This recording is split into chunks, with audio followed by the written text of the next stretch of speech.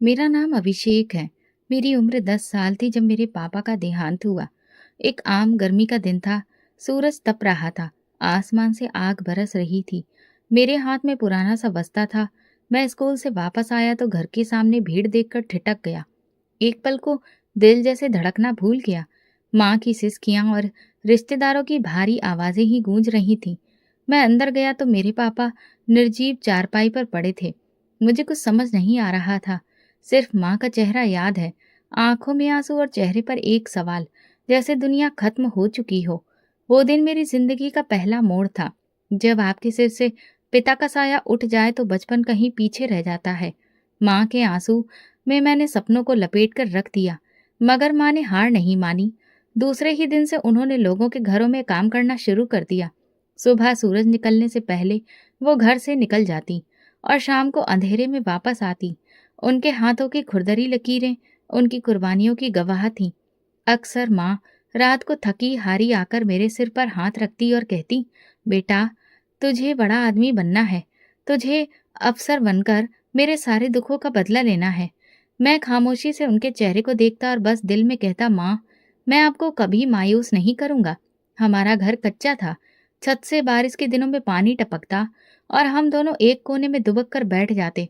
सर्दियों में जब ठंडी हवा छत की दरारों से अंदर आती, माँ मुझे अपनी शॉल में लपेट लेती। ठंड लग रही है ना? बस तुम सब्र करो, एक दिन ये सब खत्म हो जाएगा।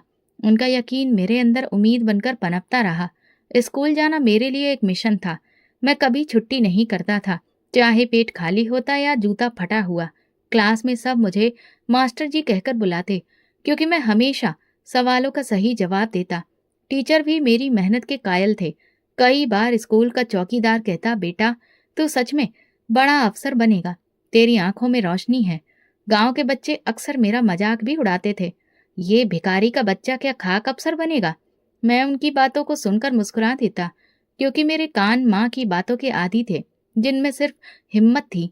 एक दिन स्कूल से वापसी पर माँ ने कहा, कल से मैं दूसरा काम भी करने लगी हूँ। दिन में सफाई, शाम को सिलाई। मैंने उनके हाथों को देखा, जिन पर पहले ही छाले थे। माँ, रहने दो, मैं भी काम कर लूंगा।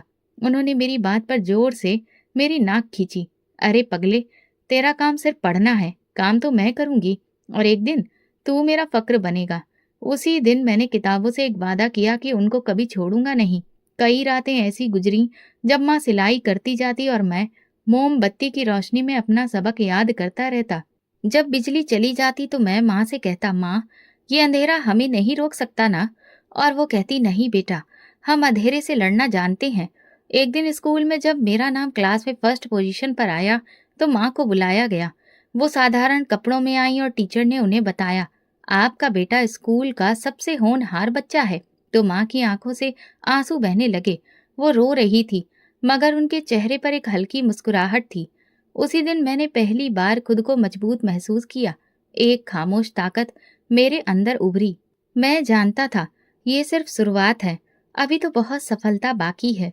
मैंने माँ से कहा, मैं वादा करता हूँ, एक दिन आपके सारे दुखों का हिसाब चुका दूंगा।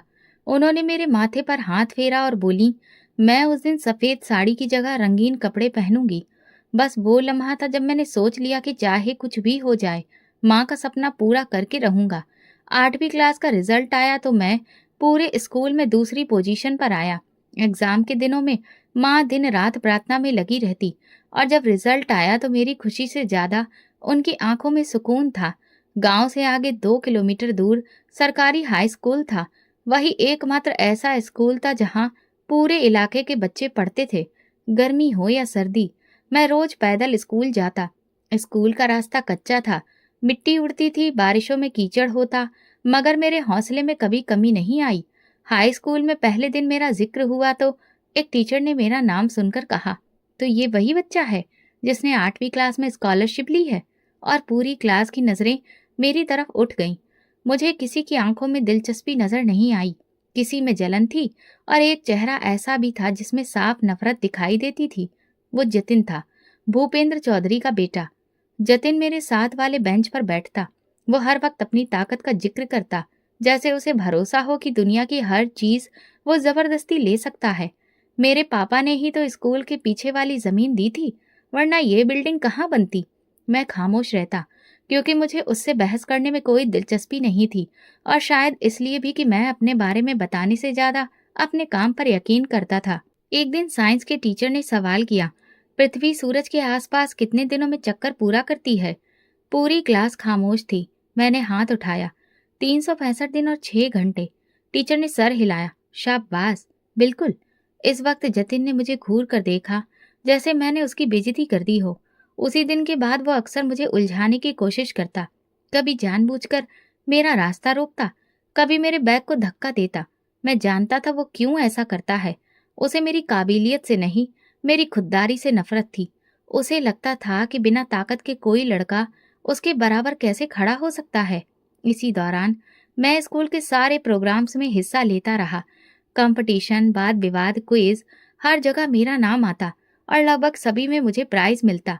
एक दिन प्रिंसिपल ने मुझे बुलाकर कहा, बेटा तुम्हारी मेहनत हमें नजर आ रही है, हम तुम्हें डिस्ट्रिक्ट लेवल कंपटीशन के लिए भेजने का सोच रहे हैं। वो पल मेरे लिए फक्र का था। जतिन वहीं खड़ा सब सुन रहा था। उसका चेहरा लाल हो रहा था, मगर वो कुछ बोल नहीं सका। स्कूल के बाहर भी भूपेंद्र चौधरी की ताकत के चर्चे होते थे।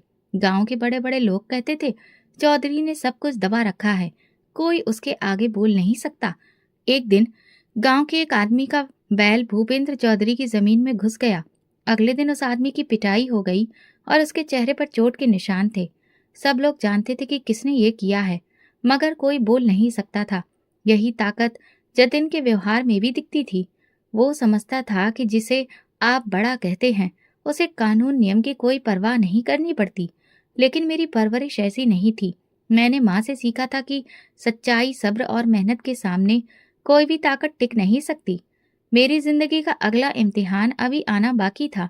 जतिन की हरकतें बढ़ती जा रही थी और उसके बाप की ताकत मेरे सपनों के रास्ते में एक नई दीवार बनने वाली थी। अब धीरे धीरे मेरा ध्यान बस एक ही तरफ था कि मुझे मैट्रिक में अच्छी पोजीशन लानी है, ताकि सारे गांव को जवाब मिल जाए कि ताकत जमीनों से नहीं, दिमाग से आती है। हर दिन हर रात बस इसी सोच में गुजरती। जतिन और उसके जैसे दूसरे लड़कों के ताने, टीचर्स की चुप करा दी गई हिमायत और सहूलियत की कमी, सबको मैंने अपने लिए जुनून बना लिया था। मैट्रिक के पेपर आसान नहीं थे, मगर जो कुछ पढ़ा था वो ठीक से याद था। मुझे हर परीक्षा के बाद ये सुकून होता कि मैंने सब अच्छे से किया है। एग्जाम खत्म हुए तो जैसे पूरे शरीर से बोझ उतर गया। अगले 2 महीने मैं घर पर माँ के साथ गुजारे। वो मेरे लिए प्रार्थना करती और मैं रोज बोर्ड की वेबसाइट पर रिजल्ट आने की तारीख देखा करता। फिर एक दिन वो सुबह आ गई। प्रिंसिपल ने मुझे खुद फोन किया, बधाई हो बेटा, तुमने बोर्ड में टॉप किया है, पूरे जिले में पहला नंबर है। मैं खामोश हो गया, दिल जोर जोर से धड़कने लगा। फोन रखा तो माँ भगवान के आगे सिर झुकाकर बैठ गई। 2 दिन बाद स्कूल वालों ने बताया कि मुझे बोर्ड की तरफ से 1 लाख रुपए का इनाम और एक शील्ड मिलनी है, जो एनुअल फंक्शन में दी जाएगी। साथ में स्कॉलरशिप भी कंफर्म थी। मैंने दिल में सोच लिया, अब शहर जाकर पढ़ूंगा, माँ को लेकर नया घर लूंगा, जहाँ हम इज्जत से जी सकेंगे। फंक्शन के दिन मैंने अपना सबसे अच्छा ड्रेस पहना, जो मेरे टीचर ने मुझे गिफ्ट में दिया था। मैं स्कूल पहुंचा तो माहौल कुछ अजीब सा लगा। मुझे स्टेज के पीछे बिठा दिया गया, जहाँ बाकी बच्चों के माँ बाप भी बैठे थे। जतिन नजर नहीं आया, लेकिन उसका छोटा भाई साहिल अगली लाइन में बैठा था, नए कपड़ों में, बाल सजे हुए जैसे वो हीरो हो। प्रोग्राम शुरू हुआ। प्रिंसिपल माइक पर आए और बोले, इस साल हमारे स्कूल ने बहुत अच्छी परफॉर्मेंस दिखाई है। मैं सोच रहा था कि अब मेरा नाम आएगा और मुझे स्टेज पर बुलाया जाएगा, लेकिन अगली बात सुनकर जैसे पैरों तले से जमीन खिसक गई। हमारे होनहार स्टूडेंट साहिल चौधरी ने स्कूल का नाम रोशन किया है और बोर्ड की तरफ से 1 लाख का इनाम और शील्ड हासिल की है। तालियां बजने लगी। जतिन और उसके बाप भूपेंद्र चौधरी स्टेज के पास मौजूद थे और साहिल को ट्रॉफी देते वक्त प्रिंसिपल ने कहा, ये हमारे गांव की शान है। मेरे कानों में शोर गूंज रहा था। मैं खामोश बैठा रहा, जैसे कोई सपना टूटा हो। मैंने मेजबान से पूछा, मेरा नाम क्यों नहीं लिया गया? उन्होंने धीरे से कहा, मामला ऊपर से आया है, हम कुछ नहीं कर सकते। प्रोग्राम खत्म हुआ तो सब बच्चे अपने प्राइज के साथ तस्वीरें खिंचवा रहे थे। मैं एक तरफ खड़ा साहिल को शील्ड हाथ में लिए हंसते हुए देख रहा था। जतिन ने मुझे देखकर ताना मारा, होशियार होने से भी क्या फायदा जब आपके पास जमीन ना हो। बस वो पल था, मैं स्टेज के करीब गया और साहिल के मुंह पर जोरदार थप्पड़ मारा। स्टेज पर सन्नाटा छा गया। जतिन कुछ समझ नहीं पाया और मैं भाग चुका था। मेरे कदम खुद ब खुद बस अड्डे की तरफ उठे। रास्ते में किसी को कुछ नहीं बताया। मेरे पास सिर्फ 2,000 रुपए थे, जो स्कूल से मिले थे, शायद इसी दिन के लिए। बस स्टैंड पर पहुंचा तो पहले ही बस शहर की तरफ जा रही थी। टिकट खरीदा और बैठ गया। मैं नहीं जानता था कहाँ जा रहा हूँ या कहाँ उतरना है। बस चलती रही और मैं खिड़की से बाहर देखता रहा। मेरे मन में लगातार वो स्टेज का मंजर चल रहा था, वो शील्ड जो मेरी थी, वो झूठी मुस्कुराहट, वो ताकत का खेल। मेरे पास छोटा सा बस्ता था, पर दिल में एक आग थी। ये सब कुछ मेरे लिए नया नहीं था, पर यह धोखा मेरी पहचान पर हमला था। मुझे मालूम था अगर मैं घर वापस गया तो भूपेंद्र के आदमी मुझे ढूंढ निकालेंगे, और अगर वो मुझे पकड़ लेते तो मेरे लिए कोई रास्ता नहीं बचता। मैं जानता था मैं अपनी माँ से दूर हो रहा हूँ, पर अब उनसे कुछ बनकर ही मिलूंगा। इसलिए मैंने वापसी का रास्ता नहीं देखा, आगे जाने का इरादा कर लिया, चाहे पता ना हो कि मंजिल कहाँ है। बस में जब होश आया तो मैं जैसे एक सपने से बाहर निकला। बस अड्डे पर भीड़ थी, मगर मेरी आंखें खाली। मैं खिड़की के पास बैठा बाहर देख रहा था। मेरे साथ वाली सीट पर एक उम्रदराज इंसान बैठे थे, जिनके चेहरे पर एक सुकून था। उनकी नजरें मेरे चेहरे पर थी। कुछ देर बाद उन्होंने नरमी से पूछा, बेटा कहाँ जा रहे हो? मैंने कंधे उचकाए, पता नहीं। उन्होंने फिर सवाल किया, घर वालों से इजाजत ली? मेरी आंखों से आंसू बहने लगे। मैंने चेहरा मोड़ लिया। शायद बात करना नहीं चाहता था, या शायद शब्द ही नहीं थे। बस शहर से बाहर निकल चुकी थी। काफी वक्त गुजर गया। उन्होंने दोबारा कोशिश की, बेटा मैं अजनबी जरूर हूं, लेकिन तुम्हारा दुख चेहरे पर साफ लिखा है। कुछ बताओगे तो शायद कुछ कर सकूं। उनका लहजा ऐसा था जिसमें दिलचस्पी नहीं, मदद थी। मैं थोड़ा झिझका, फिर धीरे धीरे सारी कहानी सुना दी। मैं बोलता रहा, वो सुनते रहे। जब मैं रुका तो वो कुछ पल चुप रहे, फिर धीरे से बोले, तुम बहुत खास हो, तुम्हें कोई बचाने वाला है, तभी तुम आज मेरे पास आए हो। मैंने कुछ नहीं कहा, बस उनकी तरफ देखा। मेरा नाम अमर है। मैं एक फाउंडेशन से जुड़ा हूँ। वहाँ ऐसे बच्चे, बूढ़े, औरतें, सबको सहारा दिया जाता है जिनका कोई नहीं होता। अगर तुम चाहो तो मैं तुम्हें वहाँ ले जा सकता हूँ। मैंने धीरे से कहा, मगर मैं लावारिस नहीं हूँ। अमर अंकल ने मेरी तरफ झुककर कहा, जानता हूँ तुम्हारी माँ है, तुम्हारा अतीत है, मगर अगर तुम ये सब जाहिर करोगे तो वो लोग तहकीकात करेंगे, और जिस ताकत से तुम भागे हो वो तुम्हें ढूंढ निकालेगी। मैं खामोश हो गया। उनकी बात में वजन था। मैंने हामी भर ली। रास्ते में बस एक होटल पर रुकी। अमर अंकल मुझे अपने साथ नीचे ले गए। एक साधारण होटल था, मगर उन्होंने मेरे लिए पराठा और सब्जी मंगाई। खाओ बेटा, खाली पेट दिमाग कुछ भी सही नहीं सोचता। बहुत घंटों के बाद मेरे पेट में कुछ गया था। शाम ढलने लगी थी। जब बस शहर में दाखिल हुई, वो मुझे साथ लेकर एक टैक्सी में बैठे। मैं लगातार खिड़की से बाहर देख रहा था। अजनबी बिल्डिंगें, शोर, रोशनियों की चमक, सब कुछ मेरे लिए नया था। कुछ देर बाद टैक्सी एक सफेद बिल्डिंग के सामने रुकी। दरवाजे पर बोर्ड लगा था, आश्रय फाउंडेशन, जरूरतमंदों का सहारा। अंकल ने टैक्सी वाले को पैसे दिए और मुझे हाथ से पकड़कर अंदर ले गए। दरवाजे पर एक औरत बैठी थी। अमर अंकल ने उनसे कहा, ये बच्चा लावारिस है, सड़क पर मिला है। बहुत समझाया, मगर कुछ बात नहीं बनी। औरत ने मुझे एक नज़र देखा, रजिस्टर निकाला और मेरा नाम लिखने को कहा। अमर अंकल ने मेरी तरफ देखकर इशारा किया, फर्जी नाम लिख लो। मैंने कुछ देर सोचकर समीर लिखा। उसके बाद वो मुझे वार्डन के हवाले कर गए। जाते वक्त अंकल ने मुझे एक पर्ची दी। मेरा नंबर है, अगर कुछ हो या किसी से बात करनी हो तो फ़ोन करना, और फिक्र मत करो, मैं तुम्हारी माँ तक तुम्हारी खबर पहुँचा दूंगा। वो तुम्हें ढूंढ लेंगी या मैं उन्हें ले आऊँगा। मैंने वो पर्ची जेब में रख ली, जैसे कोई खजाना हो। Thank you uncle. वो मुस्कुराए। थैंक यू बाद में, पहले खुद को संभालो। फाउंडेशन का माहौल सुकून देने वाला था। हॉस्टल के अंदर बहुत से कमरे थे।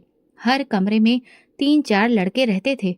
मेरे कमरे में 2 और लड़के थे, आनंद और पुलकित। दोनों मेरी उम्र के थे। पुलकित थोड़ा शरारती था और आनंद पढ़ाकू किस्म का। नए हो? कहाँ से आए हो? पुलकित ने तुरंत सवाल किया। इधर उधर से। हम सब इधर उधर से आए हैं भाई, अब तो यही घर है। अगले दिन मुझे कुछ नए कपड़े, बिस्तर मिला और मेरा रजिस्ट्रेशन कर दिया गया। साथ ही एक सेशन भी रखा गया ताकि मेरी मानसिक हालत को समझा जा सके।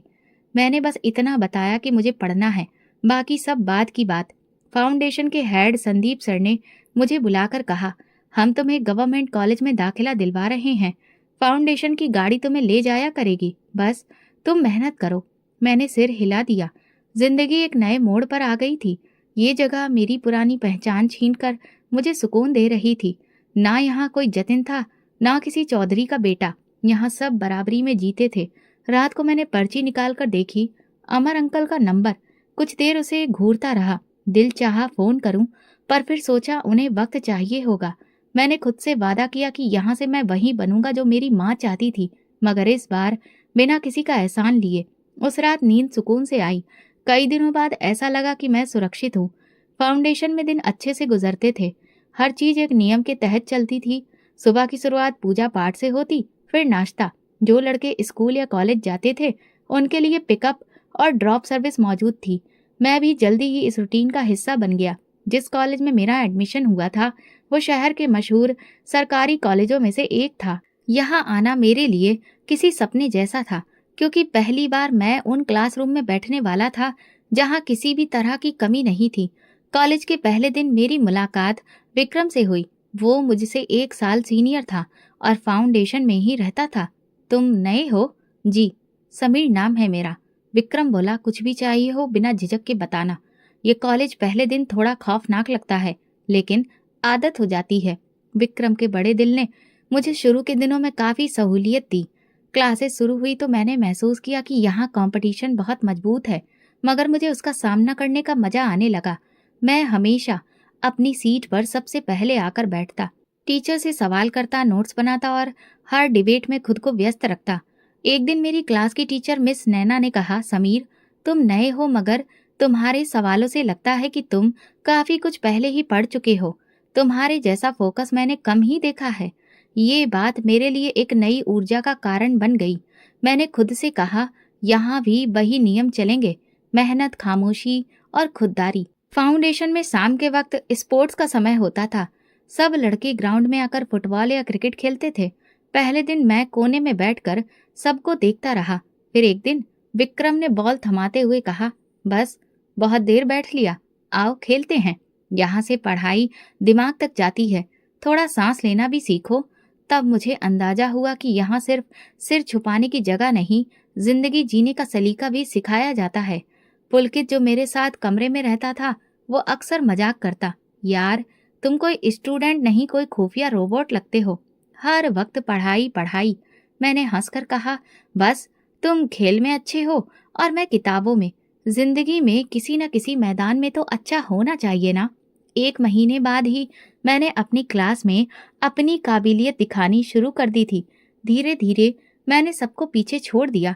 कॉलेज के दोस्तों ने मुझे प्राइवेट स्टडी ग्रुप में शामिल किया, जहां हम महत्वपूर्ण नोट्स पर चर्चा करते थे। इस डिस्कशन सेशन में मैंने पहली बार बोलने का फैसला किया। मेरा नाम समीर है, मैं यहाँ पिछले 1 महीने से हूँ। मैं बस ये कहना चाहता हूँ कि अगर किसी को लगे कि वो पीछे रह गया है तो याद रखो, आगे निकलने के लिए रेस शुरू करना जरूरी है। बाकी वक्त खुद फैसला करेगा कि कौन जीतेगा। सबने तालियां बजाईं। संदीप सर ने मेरे कंधे पर हाथ रखकर कहा, समीर, तुम सिर्फ यहाँ के बच्चों के लिए नहीं, बाहर की दुनिया के लिए भी मिसाल बन सकते हो। इस बात ने मेरे अंदर और हौसला भर दिया। अब ये दुनिया मेरी थी और मैं खुद को उसका हिस्सा महसूस करने लगा था। मैं रात को देर तक लाइब्रेरी में बैठा पढ़ता रहता। पुलकित खर्राटे मारता और आनंद होमवर्क लिखते लिखते सो जाता। हम सबकी जिंदगियां अलग थीं, मगर एक ही छत के नीचे नई उम्मीद के लिए एक नई दुनिया में जी रहे थे। जिंदगी तेजी से आगे बढ़ रही थी और मुझे अंदाजा भी नहीं हुआ कि यहाँ आए 6 महीने हो गए। अब मैं सिर्फ जिंदा नहीं था, जीने का तरीका सीख रहा था। फाउंडेशन में 6 महीने गुजरे। दिन हफ्ते नहीं रफ्तार से चलते। कॉलेज का रूटीन, सेशंस, पुलकित की शर्तें, आनंद के नोट्स के पीछे दौड़ और लाइब्रेरी की खामोश पढ़ाई, ये सब मेरे रोजमर्रा का हिस्सा बन चुका था। लेकिन कुछ चीजें ऐसी होती हैं जो सुकून में भी खलल डाल देती हैं, जैसे दिल के किसी कोने में मौजूद एक पुराना सवाल, क्या माँ को मेरी खबर मिली है या नहीं। एक दिन मैंने अमर अंकल का नंबर निकाला, उसे पढ़ा और फिर जेब में वापस रख लिया। कभी लगता कि वो व्यस्त होंगे, कभी लगता वक्त नहीं आया, लेकिन एक शाम जब लाइब्रेरी से वापस आया तो दिल बेचैन था। ना पुलकित की बातों में मन लग रहा था, न खाने का स्वाद महसूस हो रहा था। आखिरकार मैंने फोन निकाला, कमरे से बाहर निकलकर सीढ़ियों पर बैठा और नंबर डायल किया। कई सेकंड तक घंटी बजती रही, फिर किसी आदमी ने फोन उठाया। हेलो जी, नमस्ते, क्या मैं अमर अंकल से बात कर सकता हूँ? दूसरी तरफ खामोशी छा गई। फिर धीरे से आवाज आई, बेटा आप कौन? मैं समीर हूँ, वो बच्चा जिसे उन्होंने फाउंडेशन में एडमिट कराया था 6 महीने पहले। कुछ देर तक दूसरी तरफ सिर्फ सांसों की आवाज सुनाई दी। फिर वो बोले, बेटा मैं उनका कजिन हूँ, अमर भाई का तो देहांत हो गया। मेरे हाथ से फोन गिरते गिरते बचा। क्या मतलब? किस दिन? उसी दिन शाम को जब वो फाउंडेशन से वापस आ रहे थे। उनकी गाड़ी का एक्सीडेंट हो गया। हम सबको यही लगता था कि वो अकेले थे, पर अब आपकी बात सुनकर समझ आ रहा है कि वो कोई जरूरी काम करने गए थे। मैंने थैंक यू कहकर फोन बंद कर दिया। सीढ़ियों पर बैठे बैठे मेरी नजरें जमीन पर गड़ गईं। 6 महीने और मुझे खबर तक नहीं हुई कि वो इंसान जो मेरे लिए एक नई जिंदगी का दरवाजा खोल कर गया, खुद जिंदगी से विदा ले चुका था। अगले दिन मैंने खुद को अपने रूटीन पर वापस धकेल दिया। मैं रोज अमर अंकल के लिए प्रार्थना करता। मेरे दिल में उनके लिए एक जगह हमेशा के लिए बन गई थी, लेकिन मैं जानता था कि रुकना मेरे बस में नहीं। एक दिन मिस नैना ने कॉलेज की असेंबली में मुझे सबके सामने अप्रिशिएट किया। ये लड़का उन सबके लिए मिसाल है जो हालात से लड़कर आगे बढ़ना चाहते हैं। फाउंडेशन के हेड संदीप सर ने मुझे ऑफिस में बुलाया। समीर, तुम्हारे कॉलेज की तरफ से लेटर आया है, तुम्हें बोर्ड की तरफ से रिप्रेजेंट करने के लिए चुना गया है। ये बहुत बड़ा कंपटीशन है, तो तुम्हें तैयारी करनी होगी। सर, मैं तैयार हूँ, यही जज्बा चाहिए। और सुनो, अमर भैया बहुत फक्र महसूस करते अगर वो जिंदा होते। ये सुनकर मैंने बस सर झुकाया। उनका जिक्र मेरे लिए सुकून और चुप्पी दोनों का कारण बनता था। ये कंपटीशन दिल्ली में था। पहली बार मैं किसी बड़े हॉल में हजारों बच्चों के बीच बैठा था। जब माइक पर मेरा नाम पुकारा गया तो मेरे दिल की धड़कन तेज हो गई। मैं स्टेज पर जाकर खुद से लिखा हुआ आर्टिकल पढ़ा। चारों तरफ खामोशी छा गई। फिर तालियां बजने लगीं। वापसी पर फाउंडेशन में सबसे स्वागत किया। संदीप सर ने मुझे गले लगाकर कहा, बेटा तुम सिर्फ यहाँ की नहीं पूरे शहर के लिए उम्मीद हो। मैंने सोचा अमर अंकल होते तो शायद यही कहते, शाबाश बेटा। पुलकित ने आकर मजाक किया, अब तो हमें भी ऑटोग्राफ लेना पड़ेगा तुमसे। आनंद ने कहा, भाई बस इतना मत उड़ना, वरना पंखे से टकरा जाओगे। हम तीनों हंस पड़े। जिंदगी आगे बढ़ रही थी। मैंने दुख को अपने अंदर दफन किया और खुद को उस वादे की तरफ मोड़ दिया जो मन में किया था। एक रात लाइब्रेरी में बैठे बैठे मैंने अपनी डायरी निकाली। उसमें एक नया पन्ना खोला और ऊपर लिखा, अमर अंकल थैंक यू, मैं वो बनूंगा जिस पर आपको फक्र होता। फिर कलम रुक गई मगर जज्बा नहीं, क्योंकि अब मुझे पता था कि कुछ लोग चाहे शारीरिक रूप से मौजूद ना हो, लेकिन उनका असर मेरी राहों को रोशन करता है। अपने कॉलेज की पढ़ाई के साथ मैं लगातार यूपीएससी की तैयारी करता रहा, लेकिन ये वक्त आसान नहीं था। फाउंडेशन के बाकी लड़के मुझे सर कहकर बुलाने लगे थे, आधे मजाक में और आधे सम्मान में। मैं उनका मजाक भी बर्दाश्त करता और उनका आदर भी।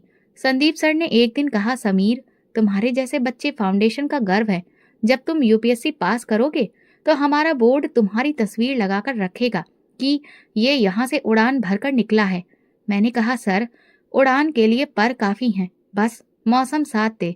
यूपीएससी के एग्जाम का वक्त आ गया। मैं पूरी तरह तैयार था।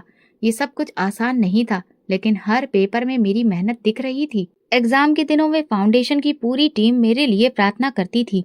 पुलकित ने मजाक करते हुए कहा, यार समीर, अगर तुम कामयाब हो गए तो हम तो तुम्हारी सिक्योरिटी में शामिल हो जाएंगे। नहीं भाई, तुम्हारे लिए खास दरवाजा रखेंगे, जब दिल चाहे आ जाना। एग्जाम के बाद के महीने इंतजार में गुजरे। मैं खुद को पढ़ाई में व्यस्त रखता था ताकि बेचैनी महसूस ना हो। फिर वो दिन आया जिसका मैं बरसों से इंतजार कर रहा था, यूपीएससी का रिजल्ट। मैं कंप्यूटर के सामने बैठा था, हाथ कांप रहे थे, दिल धड़क रहा था। स्क्रॉल करते करते जब मेरा रोल नंबर नजर आया तो एक लम्हे के लिए आंखें धुंधला गईं। पास, ये मात्र एक शब्द था, मगर इसके पीछे बरसों की भूख, दिन रात की मेहनत, पसीने में भीगे सपने और माँ की खामोश प्रार्थना थी। संदीप सर ने जब ये खबर सुनी तो वो ऑफिस से बाहर निकल आए और सब बच्चों को जमा करके कहा, आज हमारा समीर असिस्टेंट कमिश्नर बन चुका है। तालियां, बधाइयां, गले मिलना, सब कुछ एक फिल्मी सीन जैसा लग रहा था। पुलकित ने झट से कहा, अब बताओ रिश्ता कहाँ ढूंढना है? आनंद ने झटका दिया, पहले हमें पार्टी देनी होगी, बाकी सब बाद में। पोस्टिंग लेटर हाथ में था। पहली नजर में कुछ खास महसूस नहीं हुआ, लेकिन जैसे ही जिले का नाम पढ़ा दिल की रफ्तार तेज हो गई। ये वही इलाका था जहाँ मेरा गांव था, वही जगह जहाँ मेरा बचपन मिट्टी में घिरा था, किताबों में संभला था और सपनों में ढहा था। अब मैं वहां सरकारी गाड़ी में जा रहा था बतौर असिस्टेंट कमिश्नर। ड्राइवर ने पीछे मुड़कर पूछा, सर गांव की तरफ भी जाना है? मैंने कहा, हाँ, सीधा मेन रोड से बाएं तरफ रास्ता। मैं पहचानता हूँ, लेकिन मंजर काफी बदल चुका था। कहीं पक्की सड़क बन चुकी थी, कहीं नहीं, बिल्डिंगें खड़ी थी, मगर कुछ चेहरे, कुछ खेत, कुछ पेड़ ऐसे थे जिन्होंने वक्त के सामने हथियार नहीं डाले। गाड़ी जब मेरे पुराने घर के पास पहुंची तो मैंने रुकने को कहा। उतरकर जमीन पर नजर डाली। वो कच्चा सा घर अब मिट्टी का ढेर बन चुका था। दीवारों की गिरी हुई ईंटों की साख बाकी थी, जैसे कोई खामोश गवाही दे रही हो कि यहाँ कभी किसी ने जीना सीखा था। मैं कुछ लम्हे वहां खड़ा रहा। हवा बिल्कुल खामोश थी। फिर एक बूढ़ी औरत वहां से गुजरी। मैंने नमस्ते किया। अम्मा जी, क्या आप जानती हैं यहाँ कभी कौन रहता था? उन्होंने ध्यान से मेरी तरफ देखा। ये वो घर है जिसमें वो औरत और उसका बेटा रहते थे। उसका बच्चा बहुत लायक था। फिर वो किसी दिन अचानक गायब हो गया और कुछ दिन बाद उसकी माँ को चौधरी के आदमी उठाकर ले गए। मेरे अंदर कुछ टूटने लगा। मैंने सवाल किया, क्या किसी को पता है कि वो कहाँ गई? नहीं बेटा, किसी ने कुछ ना पूछा। सब डरते थे भूपेंद्र चौधरी के आदमियों से। कौन लगता? मैंने धन्यवाद कहा। वापस गाड़ी में आकर बैठा और कहा, सीधा ऑफिस चलो। ऑफिस में आकर मैंने सारे पुलिस और रेवेन्यू रिकॉर्ड निकलवाए, खास तौर पर उन दिनों के जब मैं गांव छोड़कर गया था। मगर माँ के बारे में कोई भी तहरीर, शिकायत या फिर कोई जानकारी मौजूद नहीं थी। चौधरी का नाम कई जगहों पर जरूर था, जमीनों के झगड़ों में, कर्ज के मामलों में, मगर माँ का जिक्र कहीं नहीं मिला। मैंने एक काबिल इंस्पेक्टर को बुलाकर कहा, भूपेंद्र चौधरी और उसके बेटों पर नजर रखो। उनके आदमी कहाँ कहाँ क्या क्या कर रहे हैं, सब कुछ रिपोर्ट करो, लेकिन खुफिया तरीके से। 2 दिन बाद मैंने गांव का दौरा किया। तमाम यूनियन काउंसिल को बुलाया गया था। स्कूल, अस्पताल, थाने का मुआयना हुआ। लोग हैरान थे कि एक असिस्टेंट कमिश्नर उनके गांव का ही पुराना रहने वाला निकलेगा। प्रोग्राम रखा गया था। उसके बाद एक बुजुर्ग मेरे पास आए, बेटा तुम वही हो ना जिसे सब कहते थे कि बोर्ड में पोजीशन लेने वाला बच्चा है? हाँ बाबा जी, वही हूँ। माँ का कुछ पता चला? मैं चुप हो गया। बाबा जी ने मेरा हाथ थाम लिया। वो बड़ी हिम्मत वाली औरत थी। सब कहते थे कि एक दिन उसका बेटा बड़ा आदमी बनेगा। तू बन गया बेटा, अब उसे ढूंढ भी निकाल। वो बात जैसे मेरे सीने पर लिख दी गई। अगले दिन मैंने ऑफिस में अमले के साथ एक मीटिंग बुलाई। हम इस जिले में हर एक रहने वाले की सुरक्षा के जिम्मेदार हैं, लेकिन मेरे लिए एक पर्सनल काम भी है। कुछ सालों पहले एक औरत को जबरदस्ती उसके घर से उठाया गया था। उसके बारे में पता करना है। नाम फाइल में नहीं होगा। उसे हर खामोश गवाह की मदद से तलाश करना है। किसी ने सवाल नहीं किया, सबने सिर हिलाया। मेरे लिए ये सिर्फ एक माँ की तलाश नहीं थी, ये कानून की परीक्षा थी जिसके भीतर रहकर मैं इंसाफ दिलाना चाहता था। इस दौरान भूपेंद्र चौधरी का नाम धीरे धीरे सामने आने लगा। कुछ पहुंचे हुए खबरियों ने पुरानी खबरें निकालना शुरू किया। जमीनों पर कब्जे, जाली दस्तावेज, गरीबों को धमकाना, सब कुछ अब एक फाइल में जमा हो रहा था। मैं जानता था कि मेरी माँ उनमें से एक जुल्म की शिकार थी, लेकिन जब तक सबूत नहीं होता मैं उस ताकत को ललकार नहीं सकता था। शाम को मैं वापस उसी मिट्टी के ढेर के पास गया। कुछ बच्चे खेल रहे थे। एक बच्ची मेरे पास आई, अंकल ये आपका घर था ना? हाँ, कभी था। मेरी दादी कहती है यहाँ से एक दिन एक बच्चा गया था जो बहुत ऊंचा सितारा बन गया। मैं हंस पड़ा। और वो बच्चा वापस आ गया है अपनी माँ को ढूंढने। ऑफिस में बैठा मैं रोजाना उस फाइल को खोलता जो अभी तक खाली थी। उसमें माँ का नाम भी नहीं था, कोई वाकया दर्ज भी नहीं, लेकिन वो फाइल मेरे लिए सबसे खास बन चुकी थी। एक दिन मैंने फैसला किया, अब पर्दा उठाना होगा। गाड़ी तैयार करवाई, पुलिस फोर्स को साथ लिया और सीधा भूपेंद्र चौधरी की हवेली की ओर रवाना हो गया। जब हम हवेली के बाहर पहुंचे तो अंदर हलचल शुरू हो चुकी थी। दरवाजा खुला और जतिन बाहर आया। अब दाढ़ी रखी हुई थी पर अंदाज वही था। उसके पीछे भूपेंद्र चौधरी जी हाथ में लाठी पकड़े बाहर आया। उसकी आंखों में हैरानी भी थी और पहचान भी। मैं गाड़ी से उतरा, वर्दी में था। मगर लहजे में मेरा अपना दर्द शामिल था। भूपेंद्र चौधरी, मुझे तुमसे कुछ सवाल करने हैं। वो पास आकर बोला। कमिश्नर साहब, अगर आप इजाजत दें तो अंदर बैठकर बात हो सकती है? नहीं, ये बात बाहर ही होगी। एक साधारण सा सवाल है। कुछ साल पहले एक औरत को तुम्हारे आदमियों ने उठाकर ले जाया था, उसका नाम? मैं रुक गया। मेरी माँ। कुछ लम्हों के लिए खामोशी छा गई, फिर वो जोर से हंसा। कमिश्नर साहब, मैं बहुत से लोगों को भूल चुका हूँ, पर तुम्हें नहीं। अब तुम यहाँ तक आ गए। जतिन आगे बढ़ा। हमें नहीं पता कि आपकी माँ कहाँ गई। जो बात है, सबूत लेकर आइए। मेरा दिल किया कि उन दोनों को वहीं गिरफ्तार कर लूं, मगर कानून मेरी मुट्ठी में नहीं था। कानून के दायरे में रहना मेरी मजबूरी भी थी और जिम्मेदारी भी। मैंने सपाट लहजे में कहा, तहकीकात होगी, और अगर सबूत मिला तो तुम्हारी ये हवेली सिर्फ पत्थरों की रह जाएगी। वापसी में गाड़ी में खामोशी थी। ड्राइवर ने धीरे से कहा, सर, उन लोगों का कुछ नहीं होता, सब डर के मारे खामोश रहते हैं। मैंने कहा, डर खत्म करना है, एक एक खामोश जुबान को बोलने पर मजबूर करना है। ऑफिस पहुंचते ही मैंने इंस्पेक्टर विवेक को बुलाया। वो जिले का सबसे होशियार और काबिल अफसर था। विवेक, मुझे भूपेंद्र चौधरी और उसके बेटे पर पूरी तरह नजर रखनी है। उसके नौकर, दोस्त, मेहमान, सबके फोन कॉल्स, हर चीज। लेकिन कोई ऐसा सबूत चाहिए जो अदालत में खड़ा हो सके। विवेक ने सिर हिलाया। सर, एक नौकर है, रमन नाम है। बहुत पुराना नौकर है, हर काम का राज जानता है। उसे टटोला जा सकता है। मैंने फाइल खोली। काम शुरू करो। अगले कुछ दिनों में भूपेंद्र चौधरी की निगरानी का दायरा और बढ़ा दिया गया। फोन टैप होने लगे। हवेली के आसपास साधारण कपड़ों में सिपाही तैनात किए गए। मैं खुद रोजाना रिपोर्ट चेक करता था, लेकिन अब तक कुछ खास हाथ नहीं आया था। एक दिन इंस्पेक्टर विवेक ने आकर जानकारी दी। सर, रमन ने पैसे ले लिए हैं, बातचीत हुई है, वो तैयार है कुछ बताने को, मगर सुरक्षा मांग रहा है। उसे गवाही के तौर पर सुरक्षा दो, और जो कुछ वो जानता है वो रिकॉर्ड करवाओ। सर, उसने कहा है, आप खुद सुनिए, आपके लिए ये पर्सनल मामला है। उस रात एक खुफिया जगह पर मैंने रमन से मुलाकात की। वो घबरा रहा था, लेकिन आंखों में शर्मिंदगी थी। साहब, मैं सब कुछ जानता हूँ। वो औरत आपकी माँ है, वहाँ सालों से कैद है जंजीरों में, कभी हवेली के पिछले कमरे में, कभी फार्म हाउस के तहखाने में। मेरा दिल डोल गया, मगर मैंने खुद पर काबू रखा। क्यों? इसलिए कि वो मेरी माँ थी। चौधरी को डर था कि आप वापस आएंगे, और जब आएंगे तो आपकी माँ की मौजूदगी आपके हौसले को ताकत देगी। इसलिए उसने उसे छुपा कर रखा। अब कहाँ है? अभी फार्म हाउस में थी, लेकिन पिछले हफ्ते जगह बदली गई है। चौधरी कहता है तुम अब ताकतवर हो गए हो, इसलिए उसे कभी सामने नहीं लाना। मैंने इंस्पेक्टर को इशारा किया। ये सब रिकॉर्ड हो रहा है ना? जी। जी सर। अगले दिन मैंने अदालत से खुफिया वारंट हासिल किया। तैयारी शुरू हो गई। मैं जानता था कि ये आसान नहीं होगा, लेकिन अब खेल ताकत का नहीं, सबूत का था। उसी शाम कॉल आई। सर, फार्म हाउस से गाड़ियां निकली हैं, लगता है कुछ छुपाया जा रहा है। हम तुरंत निकले, लेकिन जब फार्म हाउस पहुंचे तो तहखाने का दरवाजा खुला था। अंदर एक खाली कमरा, जंजीरों के निशान, कुछ पुराने कपड़े और एक चादर पड़ी थी। मैं खामोशी से खड़ा रहा। इंस्पेक्टर बोला, लगता है किसी ने मुखबरी कर दी है। मैंने सिर्फ इतना कहा, ये खेल अभी खत्म नहीं हुआ। सच की तलाश अब और गहरी होगी। पहला कदम पूरा हुआ था। फार्म हाउस के खाली तहखाने में मैं खड़ा दीवार पर बने नाखूनों के निशान देख रहा था। मिट्टी में जंजीरों के कटाव अभी ताजे थे।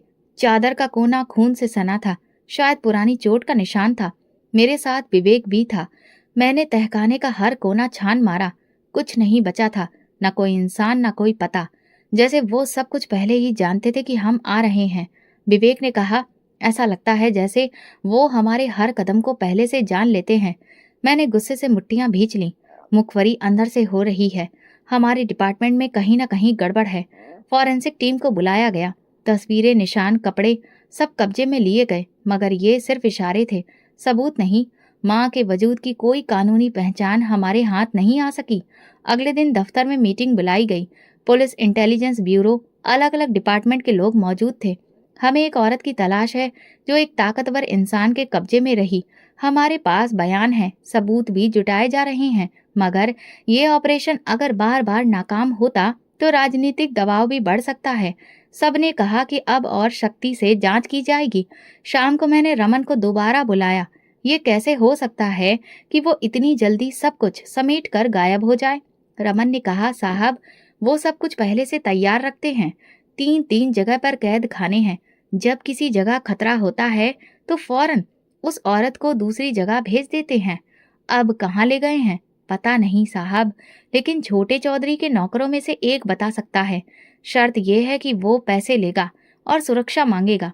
सर, बंदोबस्त किया जाए, अगली बार हमें खाली हाथ नहीं लौटना। मैंने अगले दिन मीडिया से बात की, लेकिन किसी भी खबर में माँ का जिक्र नहीं होता था। सिर्फ ये कि जिले के इंतजाम और लोगों की सुरक्षा के लिए ये सारी कार्रवाई की जा रही है। इससे ज्यादा कहना कानूनी तौर पर ठीक नहीं था। कई दिन गुजर गए, माँ का कोई सुराग नहीं मिला। फार्म हाउस पर दोबारा छापे के लिए अदालत से इजाजत ली, लेकिन भूपेंद्र चौधरी ने पहले ही नया स्टे ऑर्डर हासिल कर लिया। वो खुलकर खेलने लगा था। इलाके के 2 लोगों को धमकियां दी गई। एक वकील जिसने हमारे लिए पूरा ड्राफ्ट तैयार किया था, उस पर झूठा मुकदमा दर्ज कर दिया गया। ऑफिस में बैठा मैं पुरानी फाइलें देख रहा था जब इंस्पेक्टर विवेक अंदर आया। सर, जो बंदा रमन ने बताया था वो मिल गया है। उसका नाम अजय है। वो पहले हवेली के पीछे काम करता था। कहाँ है? नीचे बैठा है, डरा हुआ है। ऊपर भेजो। अजय अंदर आया, कपड़े मिट्टी से सने, नजर नीचे, आवाज कपकपाती। साहब, मैं खुद देखता था उस औरत को। पिछले महीने फार्म हाउस के पीछे गाड़ी में डाला गया था। वो चीख रही थी, जंजीर बंदी थी। चेहरा देखा? हाँ साहब, पुरानी सी साड़ी पहनी थी, मगर चेहरा मुझे याद है। तुम्हारी गवाही रिकॉर्ड होगी। साहब, मेरे बीवी और बच्चे हैं, मेरी जान को खतरा होगा। तुम्हें पूरी सुरक्षा दी जाएगी। अब एक आखिरी बात बताओ, अब वो कहाँ है? कहते हैं कि उसे चौधरी शहर के करीबी जंगल में अपने नए गोदाम के तहखाने में छुपाता है। वहां कोई नहीं जाता। वो जगह बिल्कुल खुफिया है। पक्का? जी, मेरा एक साथी वहां काम करता है। उसी रात इंटेलिजेंस टीम ने इस बात की पुष्टि की कि वो जगह चौधरी के इस्तेमाल में है और वहां दिन रात सिक्योरिटी तैनात है, मगर वो किसी और नाम पर रजिस्टर्ड है। इसीलिए सब कुछ बस फॉर्मेलिटी के नाम पर किया जाता है। मैंने प्लान तैयार किया। इस बार छापा सिर्फ कानूनी नहीं, खुफिया भी होगा। पुलिस की वर्दी नहीं, आम कपड़े। रात का वक्त था। टीम तैयार हुई। 8 लोग थे। हमने अजय को भी साथ लिया ताकि वो जगह की पहचान कर सके, मगर मौके पर जानकारी पहुंच गई। सर, चौधरी शहर से बाहर गया है और उसके लोग फार्म हाउस में दोबारा से किसी ने मुखबरी कर दी है। अब तो फार्म हाउस क्लीन हो चुका था। नहीं सर, अंदर से जानकारी मिली है कि वो जगह सिर्फ बाहर से दिखाने के लिए खाली की गई थी। नीचे एक और खुफिया कमरा मौजूद है। ये सुनकर मेरा खून खौलने लगा। आज रात वहीं जाएंगे और इस बार जमीन खोद कर रख देंगे, लेकिन खाली हाथ वापस नहीं आएंगे। इस बार दिल में एक फैसला था और गुस्सा भी। जुल्म का पर्दा अब हटने वाला था। अब वो ज्यादा देर पर्दे में नहीं रह सकता। मैं जंगल के पास फार्म हाउस की खुद निगरानी कर रहा था। हफ्तों की मेहनत के बावजूद कोई खास कामयाबी नहीं मिली। कई छापे मारे, कई जगह देखी, लेकिन हर बार या तो खाली कमरे मिलते या ऐसे सबूत जो कानूनी तौर पर कमजोर थे। मैं दिन रात ऑफिस में मीटिंग और इंटेलिजेंस रिपोर्ट्स के पीछे लगा हुआ था, लेकिन नतीजा बेकार था। दिल में सवाल था, आखिर कब तक? एक दिन दोपहर के वक्त मेरे ऑफिस में एक सादा सा लिफाफा आया जिस पर सिर्फ एक लाइन लिखी थी, ये खत उस इंसाफ की पहली सीढ़ी है जो बरसों से कैद है। लिफाफा खोला, अंदर एक खत और एक छोटा सा मेमोरी कार्ड था। उसे पढ़ने से लग रहा था कि इसे किसी पढ़ी लिखी लड़की ने लिखा है। कमिश्नर साहब, मैं अपना नाम नहीं बता सकती क्योंकि अभी भी मैं कैद हूँ, मगर जो हवेली में मेरे साथ हुआ उसकी कहानी बताना मेरा फर्ज है। मुझे भूपेंद्र चौधरी ने अपने बेटे जतिन के जरिए मोहब्बत में फंसाकर हवेली में बुलाया। शादी का वादा किया गया, लेकिन शादी उसके मानसिक तौर पर बीमार छोटे बेटे से करवा दी गई। 3 साल से मैं उन दोनों बाप बेटों के हाथों शारीरिक प्रताड़ना का शिकार हूँ। हर रात एक नया नर्क होता है। मैं जानती हूँ कि ये सब सिर्फ मेरे साथ नहीं हुआ। इस हवेली में एक और औरत भी कैद है, जंजीरों में, खामोश मगर जिंदा। उसे लड़की के मुताबिक सब कुछ उसी जगह पर है। अगर इंसाफ जिंदा है तो ये कदम पहला होगा। मेहरबानी करके देर मत करिए, मुझे बचा लीजिए। मैंने तुरंत मेमोरी कार्ड लैपटॉप में लगाया। फाइलें खुलने लगी। वीडियो, ऑडियो क्लिप, तस्वीरें, सब कुछ साफ दिख रहा था। एक वीडियो में जतिन एक औरत पर जुल्म करता नजर आ रहा था। दूसरी वीडियो में भूपेंद्र चौधरी किसी नौजवान लड़की को धमका रहा था। उनके चेहरे, आवाज सब साफ। मैंने तुरंत पुलिस कमिश्नर को बुलाया। सर, मेरे पास सबूत है। हवेली में जबरदस्ती शादी, गैर कानूनी कैद और जुल्म, सबके पक्के सबूत हैं। कमिश्नर ने फाइल और वीडियो देखी और तुरंत कहा, मैं तुम्हें छापा मारने का हुक्म दे रहा हूँ। इस बार कोई बचना नहीं चाहिए। अगले दिन सुबह 5:30 बजे टीम तैयार हुई। छापे का वक्त आया। हवेली के चारों तरफ से फोर्सेज ने घेराव किया। दरवाजा तोड़ने के बाद सबसे पहले अंदरूनी कमरों की तलाशी शुरू हुई। जतिन उस वक्त एक कमरे में एक लड़की के साथ मौजूद था। नशे में धुत लड़की की हालत बहुत बुरी थी। जतिन को तुरंत गिरफ्तार किया गया। वो विरोध करता रहा मगर गिरफ्तारी हुई। दूसरे कमरे में भूपेंद्र चौधरी मौजूद था, सोफे पर बैठा, जैसे उसे पहले से सब पता हो। मेरे वकील को कॉल करो, ये सब सियासत है। मैंने उसकी तरफ देखा और सिर्फ इतना कहा, ये सियासत नहीं, इंसाफ है। भूपेंद्र चौधरी और जतिन दोनों को हथकड़ियां लगा दी गईं। हवेली की पूरी तरह से तलाशी शुरू हुई। स्टोर रूम के पीछे एक छोटा दरवाजा मिला जिसका ताला लगा था। दरवाजा तोड़ा गया। नीचे सीढ़ियां थीं। तहखाना अंधेरे में डूबा था, लेकिन टॉर्च की रोशनी में दीवारों पर निशान थे, जंजीरों के खरोंच और कुछ पुराने कपड़े। एक तरफ एक औरत हल्की बेहोशी की हालत में बैठी थी, चेहरा कमजोर, आंखों के नीचे गहरे गड्ढे, मगर चेहरा जाना पहचाना। मैं आगे बढ़ा। उन्होंने आंखें खोलने की कोशिश की, लेकिन पहचान नहीं पा रही थी। लेडी पुलिस ने उन्हें तुरंत उठाया और एम्बुलेंस में लिटाया गया। मैं बाहर निकला तो मीडिया जमा हो चुकी थी। कमरे माइक से गूंज रहे थे, सवालों की बौछार। सर, क्या ये वही केस है जिस पर आप कई दिन से काम कर रहे थे? जी, और ये सिर्फ शुरुआत है, पुलिस ने बयान जारी किया। हमारे एक बहुत जरूरी ऑपरेशन के तहत भूपेन चौधरी और उसके बेटे को हिरासत में लिया गया है।